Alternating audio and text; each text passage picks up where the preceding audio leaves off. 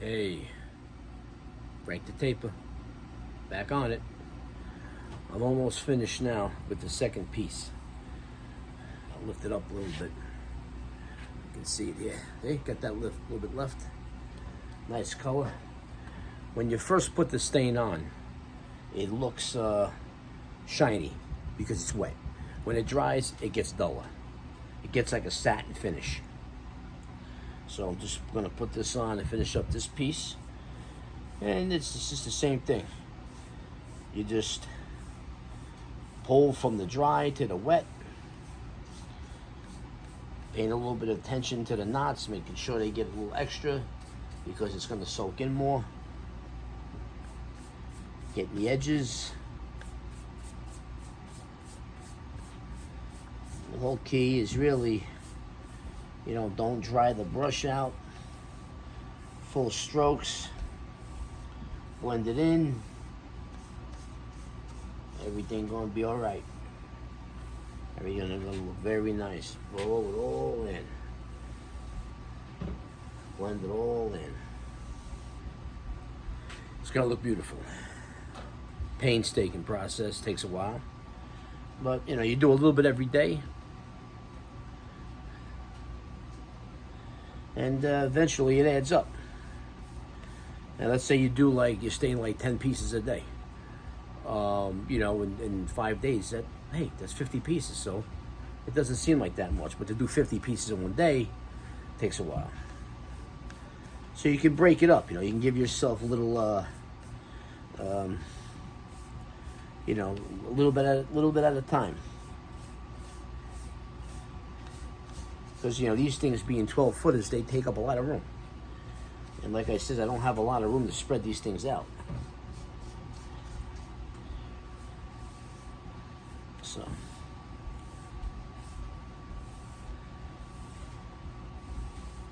And when it comes to wood, for me, the more knots, the better.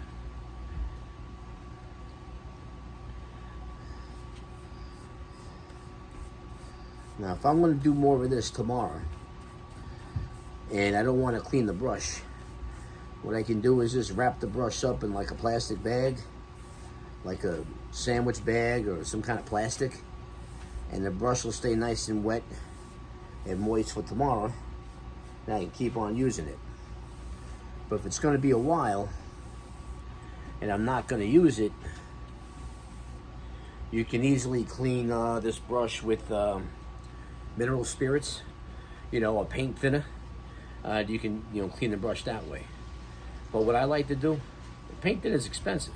It's a lot of money. It's like, $12, $15 a gallon, something like that. So what I like to do, because I'm cheap, and you watch this channel to do a good job and to try to save money, I just get some gasoline from outside.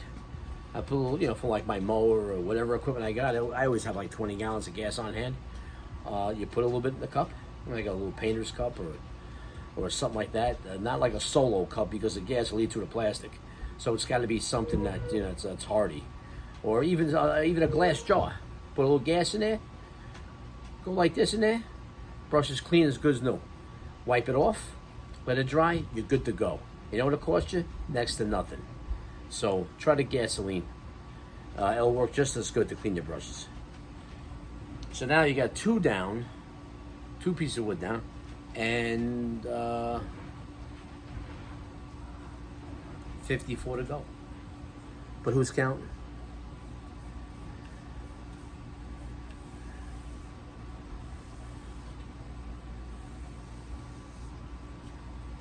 So now this job I can do in the comfort of my own home. In my shop downstairs, I can do this. I can work till midnight. I can do whatever I want to do because it's my house and I'm the boss and I can do what I want. And I can stay here as late as I want. I'm working on my taping jobs, and if they're occupying, people living there, you can't do that. You have to be mindful of people and their, dinner times and family time and stuff like that. So they don't want no guy working in their house, all hours of the day and night. So when I'm doing a side job, a taping job, the hours are more critical. I try to go as early as I can, or when people are at work, or they give me a key and I let myself in, I do the work. But the side job that I'm chronicking now, some whatever that I'm showing you now, the side job, that one there is like a summer home, and the people don't live there full time. So I got the key, and I go in there. I work at my leisure, and I chronicle the job. Chronicle, that's the word, and that's the videos that you've been watching on that job.